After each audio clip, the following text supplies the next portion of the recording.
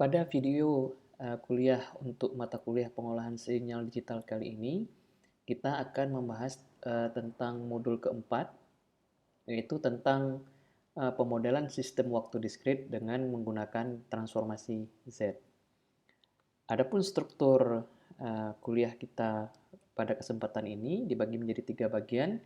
Yang pertama yaitu tentang transformasi Z yang berupa review, karena pembahasan tentang transformasi Z ini sudah dilakukan pada mata kuliah semester sebelumnya, yaitu mata kuliah metode transformasi. Kemudian pada bagian kedua, kita akan melihat pemodelan secara sederhana untuk sistem waktu diskrit dengan menggunakan transformasi Z. Kemudian pada bagian terakhir, kita akan membahas fungsi transfer dan konsep pole dan zero untuk sistem waktu diskrit. Nah, untuk bagian pertama, yaitu tentang review dari transformasi Z, tidak akan dibahas pada video kuliah kali ini, tapi akan dibahas pada video yang lain. Jadi pada video kuliah ini kita langsung membahas pada bagian kedua, yaitu model sistem waktu diskrit.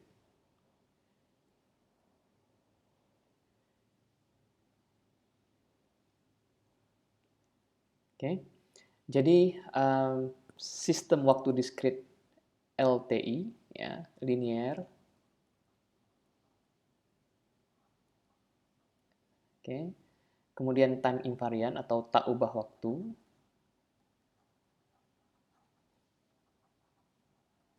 Oke, kemudian kausal. Jadi ada 3 sifat di sini.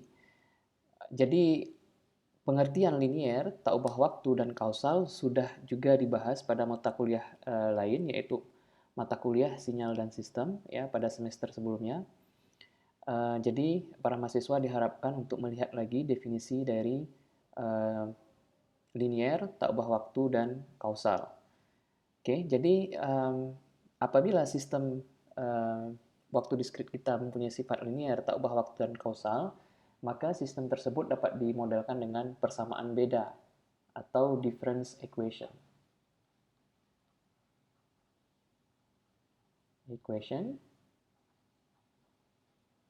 Dengan koefisien konstan. Oke. Jadi di sini persamaan beda koefisien konstan ya dapat direpresentasikan dengan persamaan matematis ini, ya, di mana di bagian sebelah kiri ya sama dengan ini kita mempunyai persamaan beda untuk output, ya, sedangkan di sebelah kanan untuk input. Oke, jadi mari kita jabarkan ya persamaan ini. Jadi apabila tanda jumlah ini kita expand atau kita kita buat dalam bentuk detailnya, maka kita peroleh A0. Ya, ini kita lihat di sini indeksnya mulai dari K sama dengan 0 sampai dengan N di sini untuk bagian persamaan beda output. Jadi pada saat K sama dengan 0 kita mempunyai A0, kemudian YN, ya, YN kurang 0 sama dengan YN ya. Ya, ini sama saja dengan YN. Oke. Ditambah A1 untuk K, kemudian K-nya bertambah indeksnya menjadi 1, menjadi A1 di sini, kemudian YN kurang 1, kemudian ditambah A2 YN kurang 2, tambah seterusnya, sampai dengan AN, N besar ya, Y N kurang N besar. Itu untuk penjabaran ya suku persamaan beda untuk output.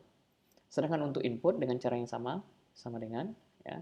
Juga di sini indeks K-nya dari 0 sampai M, jadi kita peroleh B0, kemudian XN tambah B1 XN kurang 1 tambah B2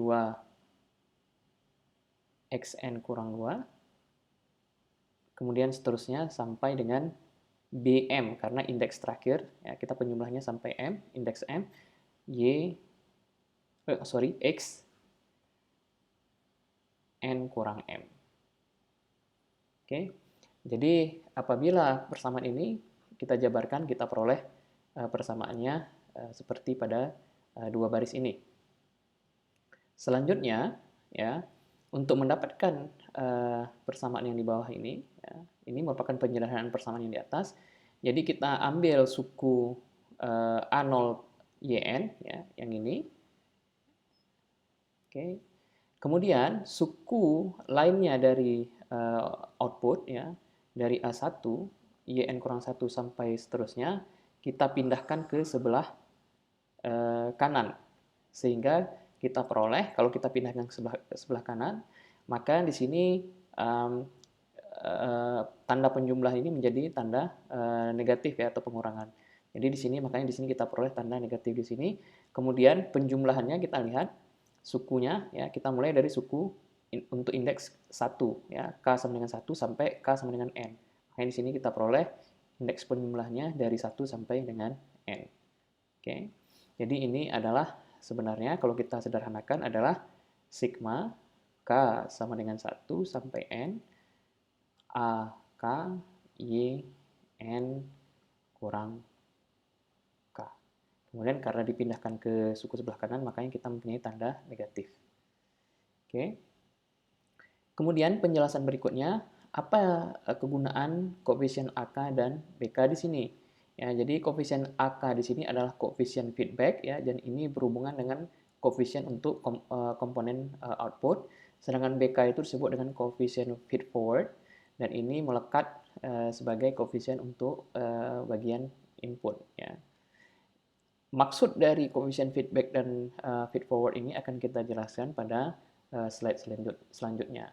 Jadi dari slide ini saya harapkan mahasiswa bisa memahami bahwa nantinya sistem waktu diskrit akan dimodelkan dalam bentuk persamaan beda, di mana strukturnya, ya, kalau kita lihat di sini, kita punya YN, ya, untuk bagian outputnya, kemudian kita juga mempunyai versi delay dari YN, ya, YN kurang 1 contohnya, kemudian YN kurang 2, ya, dan seterusnya, dan juga mempunyai nanti koefisien feedback, ya, untuk masing-masing delay. Jadi di sini kita untuk YN kurang 1 kita punya koefisien A1, untuk YN kurang 2 kita punya koefisien A2.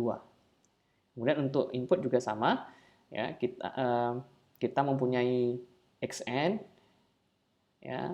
Jadi output pada waktu N dan juga versi delay-nya yaitu XN kurang 1, ya, XN kurang 2 dan seterusnya, dan juga kita mempunyai koefisien feed forward, ya, di sini kalau untuk XN kurang 1 kita punya B1, XN kurang 2 kita punya B2 dan seterusnya. Jadi salah satu contoh sederhana dari sistem persamaan beda adalah misalnya kalau kita mempunyai model sistem waktu diskrit dalam bentuk YN kurang 0,1 YN kurang 1 sama dengan XN. Oke. Nah, jadi di sini kita mempunyai dua suku, ya, untuk YN, untuk komponen output, yaitu YN dan YN kurang 1, dan satu komponen untuk bagian input, yaitu XN. Jadi di sini XN tidak mempunyai komponen yang mengalami delay. Jadi di sini adalah salah satu contoh sederhana dari sistem dari persamaan beda dari sistem LTI. Jadi kita lihat di sini N-nya, kalau buat kita ingin membuatnya dalam bentuk penjumlahan, N di sini adalah 1. Oke. Sedangkan M di sini adalah sama dengan 0. Kenapa? Karena persamaan ini bisa kita buat sigma, oke, K sama dengan 0, oke, kemudian sampai dengan 1, ya, AK YN kurang K sama dengan XN. Oke. Nah, jadi kalau kita jabarkan apabila persamaan ini, ya, kita cocokkan dengan bentuk umum dari persamaan beda yang kita tulis di bawah ini, maka kita peroleh A0-nya sama dengan 1. Kenapa? A0 itu adalah koefisien untuk YN. Bisa kita lihat di sini, ya, A0 kali YN. Jadi A0 itu koefisien untuk YN, dan bisa kita lihat di sini koefisien untuk YN adalah 1. Ya, jadi sebenarnya 1 dikali YN, yaitu YN sendiri hasilnya, tapi angka 1 di sini tidak dituliskan. Jadi A0-nya sama dengan 1. Kemudian kita juga punya suku YN kurang 1, bisa kita lihat di sini. Oke, maka A1-nya adalah sama dengan negatif 0,1. Karena ini sebenarnya bisa kita tuliskan YN ditambah negatif 0,1 dikalikan dengan YN kurang 1. Jadi A1 kita di sini adalah negatif 0,1. Oke, kita tidak mempunyai suku YN kurang 2, dengan demikian A2 dan seterusnya nilainya 0 atau tidak ada. Sekarang mari kita lihat bagian inputnya. Di sini kita hanya mempunyai komponen XN, jadi di sini kita hanya mempunyai komponen B0. Oke, jadi dengan mencocokkan ya persamaan yang di sini dengan bentuk umum dari persamaan beda, kita peroleh B0-nya sama dengan 1. Oke, dan kita tidak mempunyai komponen XN kurang 1, dengan demikian B1 tidak ada, kemudian juga kita tidak mempunyai komponen berikutnya. Oke, sekarang mari kita lihat contoh sederhana dari sistem waktu diskrit. Jadi kita akan melihat sistem yang mungkin adik-adik mahasiswa sudah sering melihat, yaitu mesin kasir ya, pada misalnya di toko ya. Jadi kita dapat mendefinisikan input dan output dari mesin ini sebagai berikut. Jadi di sini inputnya ya adalah harga barang ke N. Jadi XN ya. Jadi indeks N di sini menyatakan harga barang ke N. Jadi misalnya pembeli memberi misalnya kita ambil contoh 4 barang ya. Jadi harga barang pertama itu X1, X2 itu harga barang pertama. Harga barang pertama, X2 berarti harga barang kedua dan seterusnya sampai X4. Oke. Kemudian outputnya didefinisikan sebagai harga total dari N barang. Oke. Jadi di sini Y1 berarti harga barang pertama. Karena baru satu barang yang dihitung, harga barang 1. Y2 berarti total dari harga barang pertama, harga barang 1 ditambah harga barang 2. Oke, karena Y2 itu harga total dari N barang, berarti Y2 adalah harga total dari 2 barang, yaitu barang pertama dan barang kedua. Oke, nah apabila ini kita elaborasi, ya, jadi Y1 itu sebenarnya adalah sama dengan X1. Oke, kemudian Y2 ya, harga total dari 2 barang sama dengan X1, harga barang pertama ditambah harga barang kedua. Oke. Kemudian Y3 sama dengan X1, ya, harga barang pertama tambah harga barang kedua tambah harga barang ketiga. Kemudian Y4, ya, kalau kita elaborasi lagi adalah X1 ya, tambah X2 tambah X3 tambah X4. Oke. Dengan demikian, apabila kita lihat dari rumusan ini untuk setiap N, maka YN-nya bisa kita tulis seperti ini. YN sama dengan penjumlahan ya, harga barang dari 1, indeksnya 1 sampai ke N dari XK.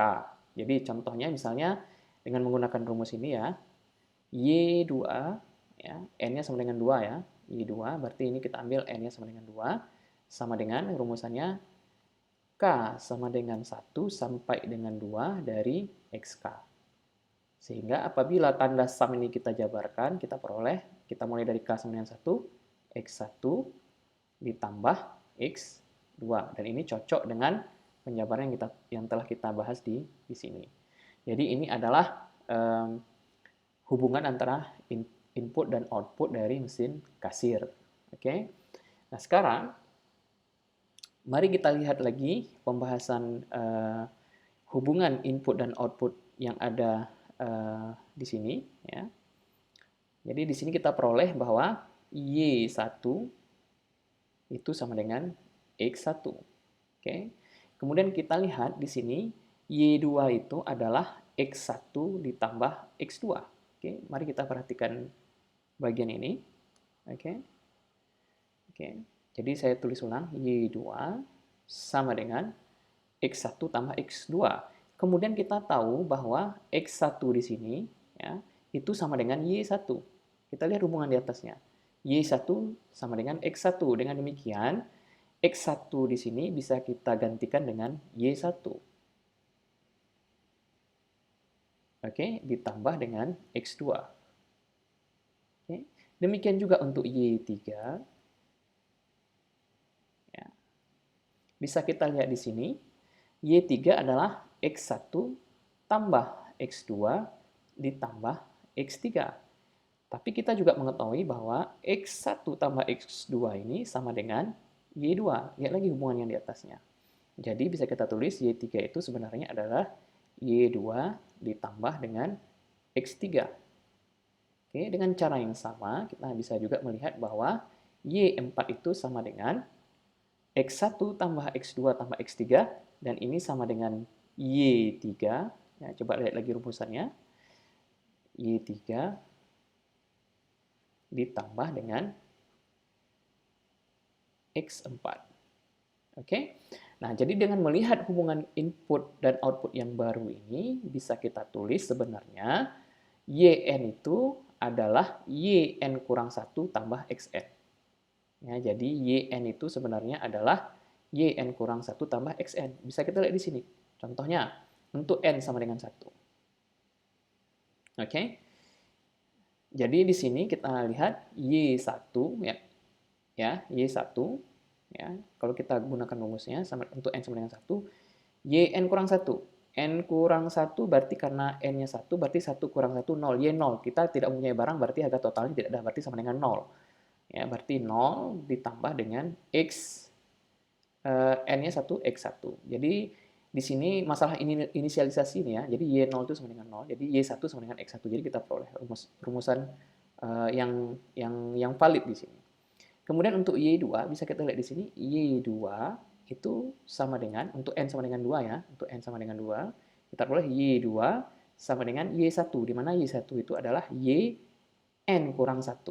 Untuk N sama dengan 2 karena 2 kurang 1 1 ya. Jadi Y1 ditambah dengan X2 karena N saya adalah 2. Demikian seterusnya untuk N sama dengan 3 dan N sama dengan 4. Jadi bentuk di sini ya, itu ekivalen dengan bentuk yang ini.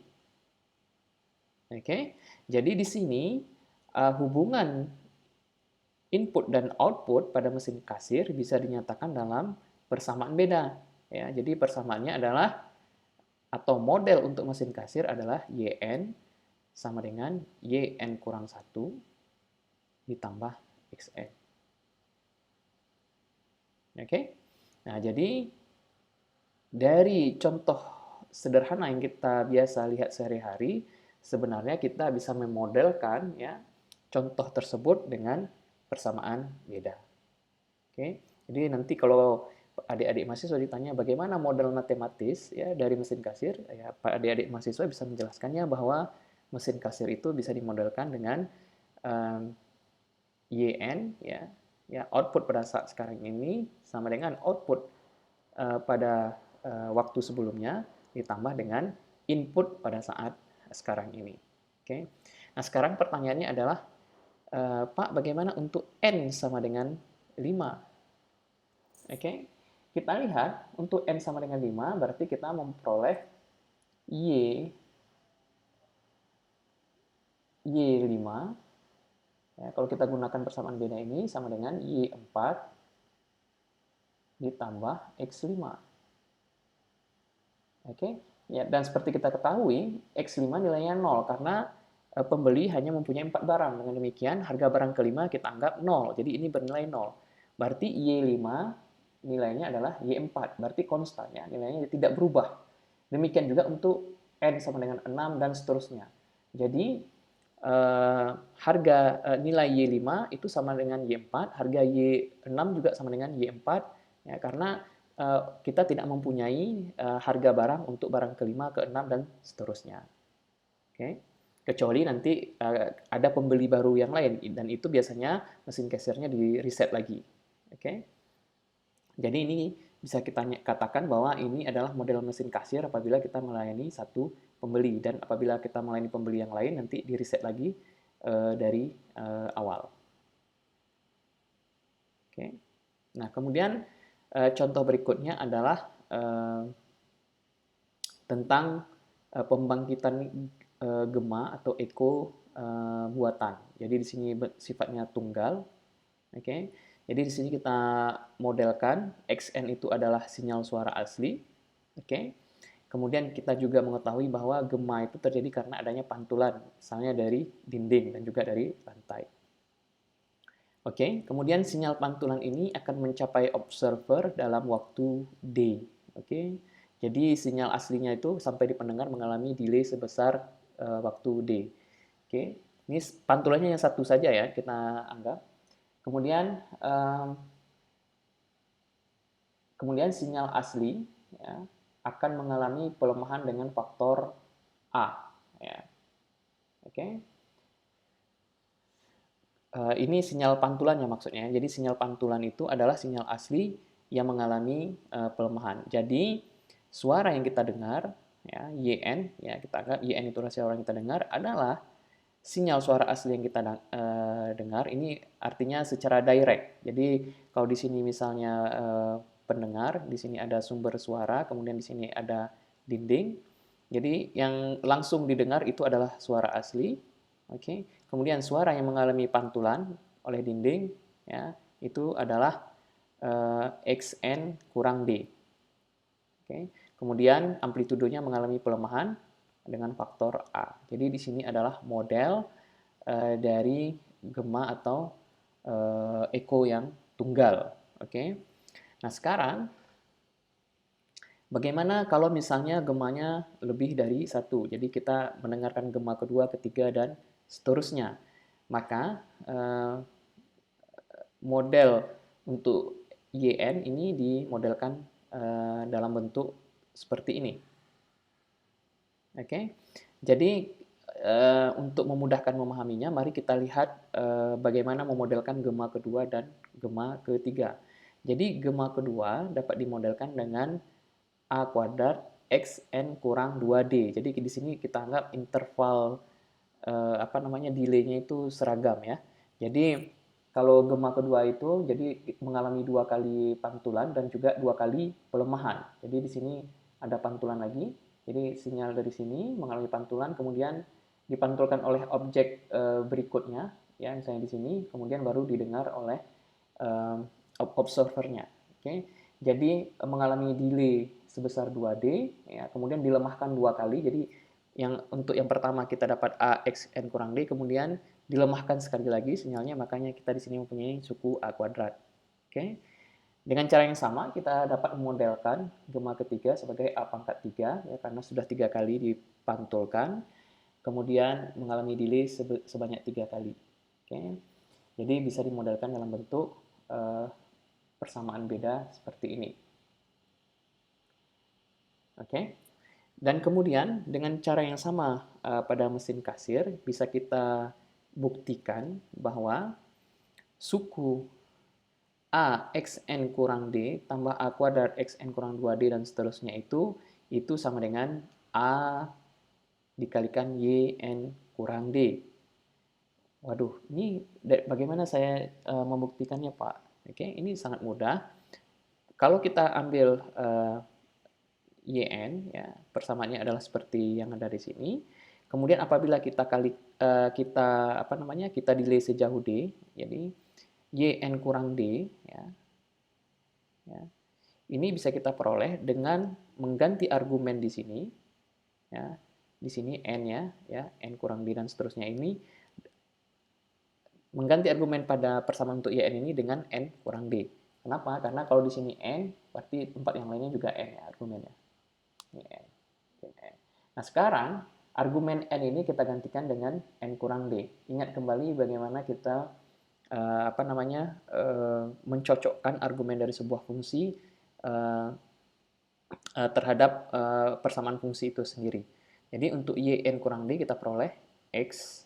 Ya, di sini kita punya N ya, karena argumen di sini N, maka XN di sini menjadi XN kurang D, mengikuti argumen di sini. Oke, jadi argumen di sini harus sama dengan argumen yang di sini. Oke, ditambah A, X, oke. Kemudian N di sini juga diganti dengan N kurang D, karena di sini N di sini mengikuti argumen yang di sini. Jadi di sini kita peroleh N kurang D, ya. Jadi N di sini kita ganti dengan N kurang D, kemudian dikurang D lagi. Oke. Jadi kita di sini hakikatnya memperoleh N kurang 2D. Oke. Dan seterusnya. Jadi di sini kita mempunyai A kuadrat, ya, X N kurang 3D, ya, tambah A pangkat 3 X N kurang 4D. Oke, nah kemudian apabila kita kalikan A di depannya, maka kita peroleh di sini A. Oke, A di sini menjadi A kuadrat, A di sini menjadi A pangkat 3, kemudian di sini menjadi A pangkat 4. Nah, dan kita buktikan bahwa A, Y, N kurang D di sini ini sama dengan suku yang ada di sini. Ya, lihat lagi persamaannya. Dan bisa kalian cocokkan. Dan ternyata benar bahwa A, Y, N kurang D itu sama dengan AX N kurang D, tambah A kuadrat X N kurang 2D, tambah A3 X N kurang 3D, dan seterusnya. Dengan demikian, persamaan untuk gemma itu adalah YN, ya,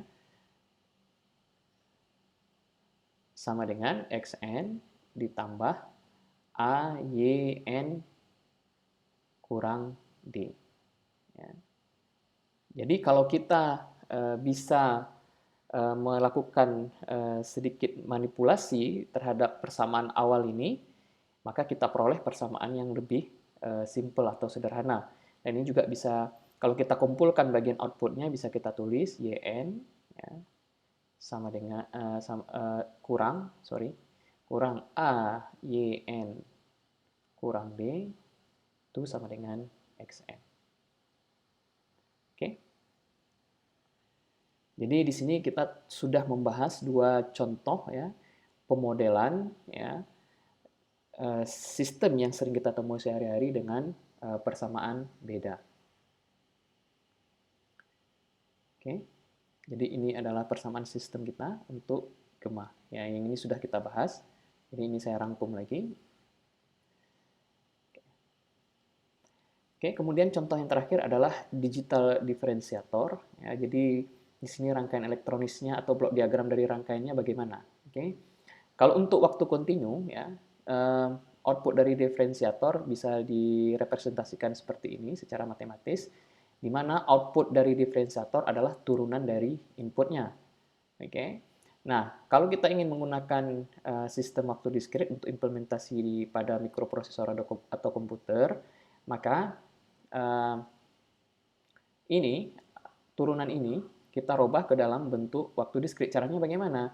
Sebenarnya ya, pada hakikatnya di turunan dari xt ini, ya, itu mendekati, ya, ingat lagi fungsi dari limit sebenarnya adalah per delta xt, ya, untuk waktu yang yang berurutan, ya, dibagi dengan t ini adalah interval sampling sebenarnya. Oke. Jadi makanya di sini yt ini kita anggap kita rubah menjadi yn, ya, dari waktu kontinu ke waktu diskrit. Sedangkan delta xt ini adalah selisih antara input pada waktu n dengan input pada waktu sebelumnya, ya, nilai sampelnya. Kemudian dibagi dengan t. T di sini adalah interval sampling, karena kalau pada waktu diskrit, ya, di sini misalnya kita punya xn, kita anggap xn-nya sama dengan 1 dan 2, n-nya sama dengan 2, ya. Di sini di sini maaf. Di sini untuk n1, ini n-nya 2. Oke. Ini adalah x2, oke, dan ini adalah x1. Maka diferensiator itu akan mengurangkan amplitudo dari sampel yang berdekatan. Jadi di sini misalnya untuk n-nya 2 kita buat x2 dikurang x1. Sedangkan T di sini menyatakan interval waktu antara sampel kedua dan sampel pertama ini dibagi dengan T. atau interval samplingnya. Oke, jadi persamaan diferensial di sini, ya, YT sama dengan turunan dari XT ini ekuivalen dalam sistem waktu diskrit dengan YN sama dengan XN dikurang XN kurang 1 dibagi dengan interval samplingnya. Kemudian, bagian ini bisa kita buat dalam bentuk block diagram, ya, dari secara implementasi elektronisnya nanti. Jadi di sini kita punya XT. XT itu adalah sinyal kita dalam waktu kontinu. Kemudian di sini kita mempunyai sistem yang merubah sinyal waktu kontinu ke sinyal waktu diskrit. Ya, biasanya ini adalah sampler di sini. Oke. Dengan biasanya parameternya adalah T, periode sampling atau interval sampling. Kemudian sinyal XT ini kemudian dirubah ke XN. Jadi sinyal waktu kontinu dirubah ke sinyal waktu diskrit. Oke, jadi di sini kita sudah mempunyai XN. Oke. Kemudian di sini sinyal XN mengalami percabangan, ya. Jadi di sini kita masih punya XN di sini, ya. Di sini juga kita masih punya XN. Kemudian kita lihat jalur yang ini dulu, ya. Kita lihat di sini XN kemudian masuk ke melewati komponen penskalaan. Jadi di sini kita mempunyai penskalaan dengan faktor skala seperti atau gain seperti, sehingga keluaran dari blok ini adalah seperti dikalikan dengan XN. Oke, kemudian bagian bawah, ya, ini XN mengalami delay sejauh 1, ya, ini blok untuk delay. Jadi sehingga kita peroleh XN kurang 1 keluaran dari blok ini, kemudian dikalikan dengan negatif seperti. Jadi keluaran dari sini adalah negatif seperti dikalikan dengan XN kurang 1. Kemudian dijumlahkan, ya, sehingga kita peroleh keluaran dari blok ini adalah seperti XN, ya, ditambah dengan ini. Jadi menjadi negatif seperti XN kurang 1. Jadi ini rumusan ini sama dengan rumusan yang kita peroleh di sini. Jadi ini sama dengan YN. Kemudian apabila kita ingin melakukan lagi, mengkonversi lagi output diskrit ini ke waktu kontinu, nanti melewati blok diagram DC di sini dari diskrit ke kontinu.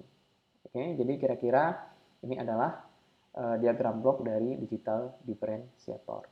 Jadi untuk setiap komponen dalam blok ini nanti bisa kita implementasikan secara elektronis. Contohnya seperti di sini sudah kita bahas pada kuliah sinyal dan sistem bahwa untuk faktor penskalaan ini bisa kita implementasikan dengan menggunakan resistor dan op-amp, ya, juga sama dengan bagian ini. Kemudian untuk adder sendiri mungkin para mahasiswa juga sudah mempelajari bagaimana kita mendesain secara elektronis untuk adder.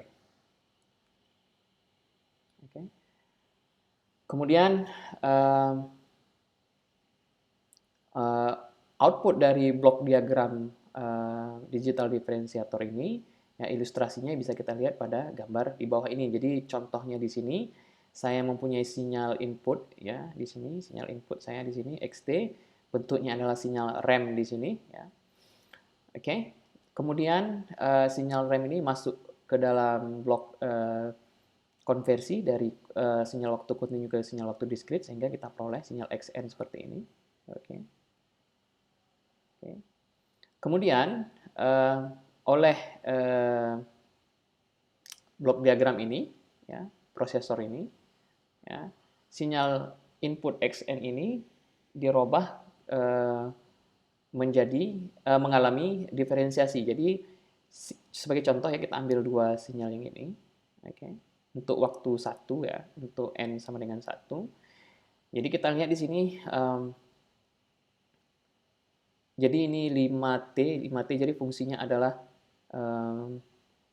XN sama dengan N. Jadi untuk waktu X1 itu nilainya sama dengan 1, kemudian X2 nilainya juga 2. Jadi kita lihat yang untuk N sama dengan 1. Oke. Maka Y1, oke. Y1, ya, itu seharusnya adalah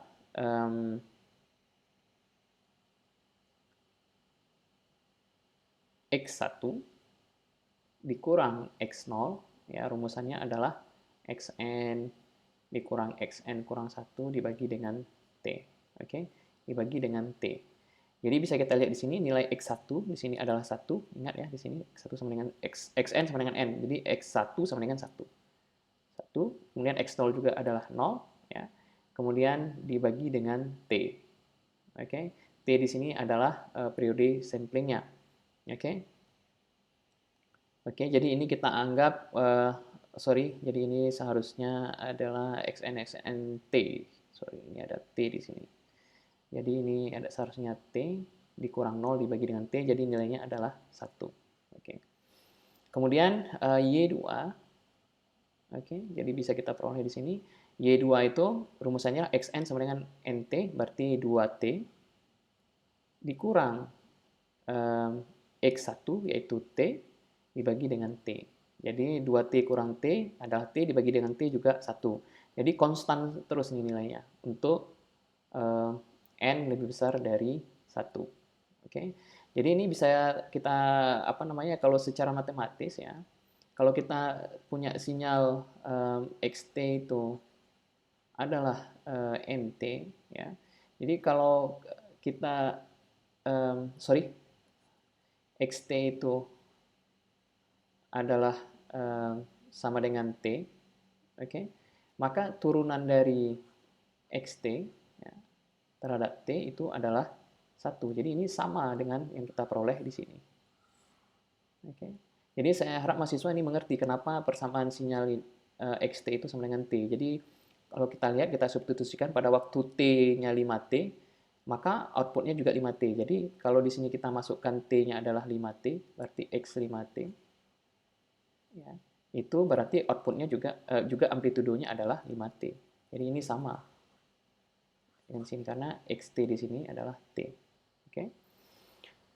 Kemudian apabila ini sinyal waktu diskrit YN ini kita masukkan ke dalam blok diagram diskrit yang mengkonversi diskrit ke kontinu, kita peroleh bentuk sinyalnya kira-kira seperti ini.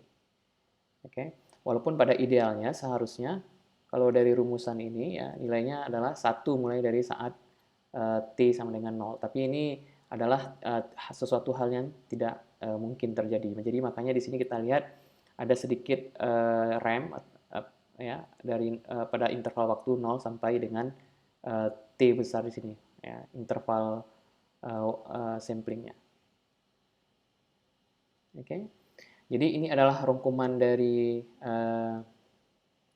contoh sistem waktu diskrit pemodelannya. Jadi kita ambil 3 contoh dan saya harap mahasiswa sampai pada akhir slide ini mengerti ya, tentang persamaan beda bentuk umumnya, kemudian bagaimana memodelkan sistem waktu diskrit dalam bentuk persamaan beda. Oke.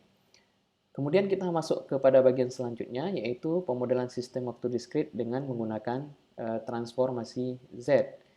Jadi di sini kita mempunyai persamaan beda yang sudah kita bahas. Ya. Kemudian pertanyaan yang timbul adalah, apabila kita sudah mempunyai persamaan beda, kita ingin pertama adalah bagaimana menentukan tanggapan impuls dari sistem tersebut. Ya, oke, jadi pada intinya kita ingin menentukan Hn. Oke. Kemudian pertanyaan kedua lebih penting adalah jika diberikan sembarang input, ya, jadi inputnya boleh nilai xn-nya itu boleh apa saja. Kemudian pertanyaan adalah bagaimana kita bisa menghitung outputnya atau bagaimana kita menentukan yn-nya. Oke, artinya kita di sini harus memecahkan persamaan beda ini. Oke. Kemudian pertanyaan terakhir adalah berapa nilai koefisien AK dan BK sehingga sistem itu bersifat stabil. Nah, ini pertanyaan yang terakhir tentang stabilitas sistem. Oke. Jadi perangkat matematis yang bisa kita gunakan untuk menjawab pertanyaan 1, 2, dan 3 ini adalah transformasi Z, di mana seperti yang sudah kita bahas pada kuliah metode transformasi, ya. Jadi tujuan utama dari transformasi Z ini adalah kita merubah ya domainnya ya, dari kalau n ini masih di domain waktu, jadi dengan transformasi Z ini kita rubah domain analisis kita dari domain waktu ke domain frekuensi dengan harapan dengan merubah domain analisis kita maka analisis atau perhitungan kita bisa dilakukan dengan lebih mudah.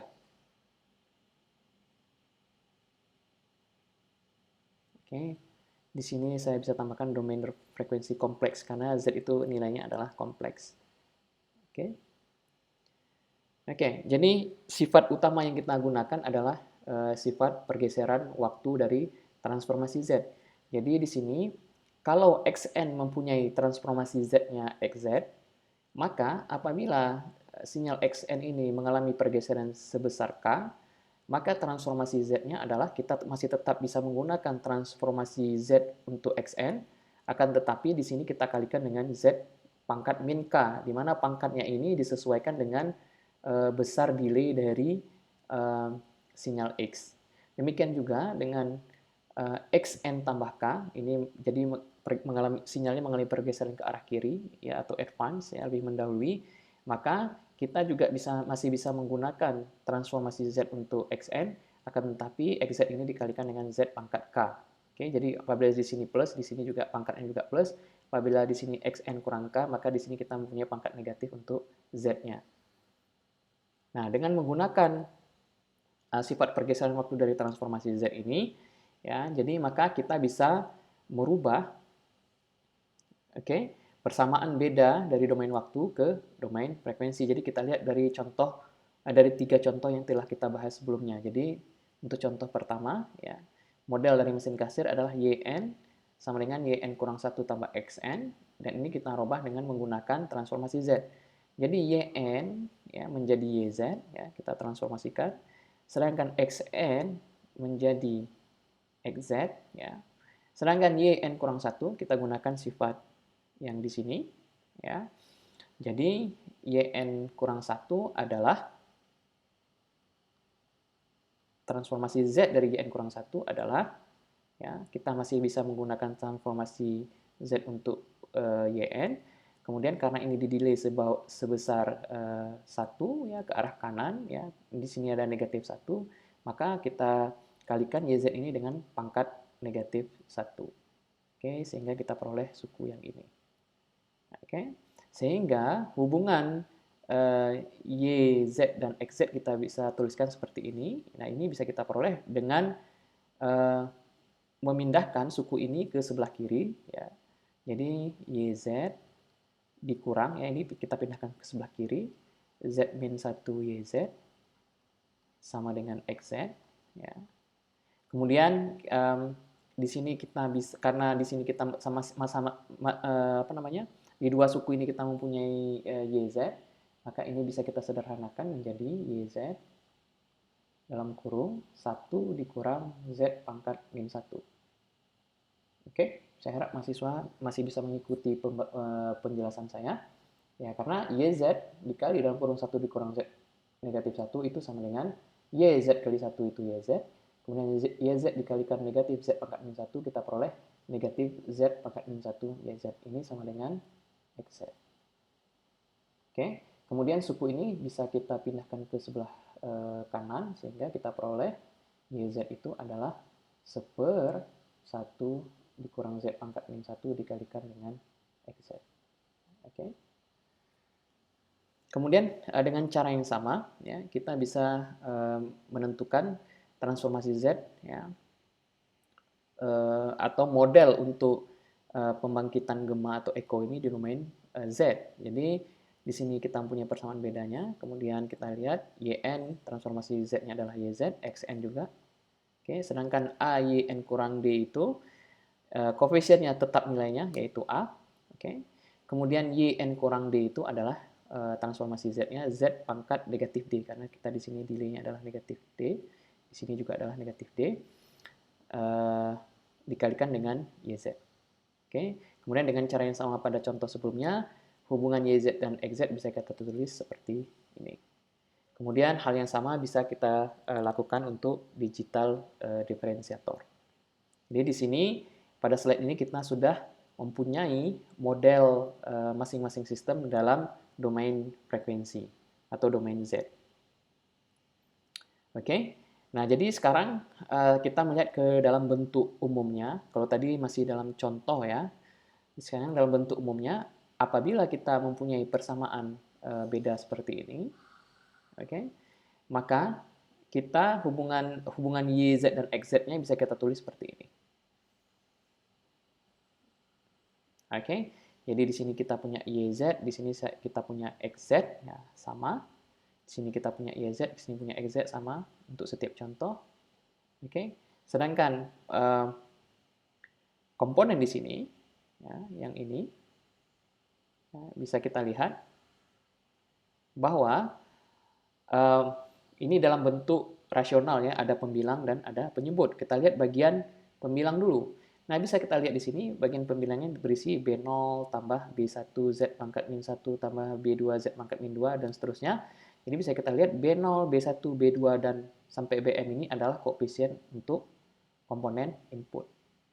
Oke, jadi nanti untuk menentukan ini juga cukup mudah, kalian tempatkan saja koefisien bagian input sebagai pembilang.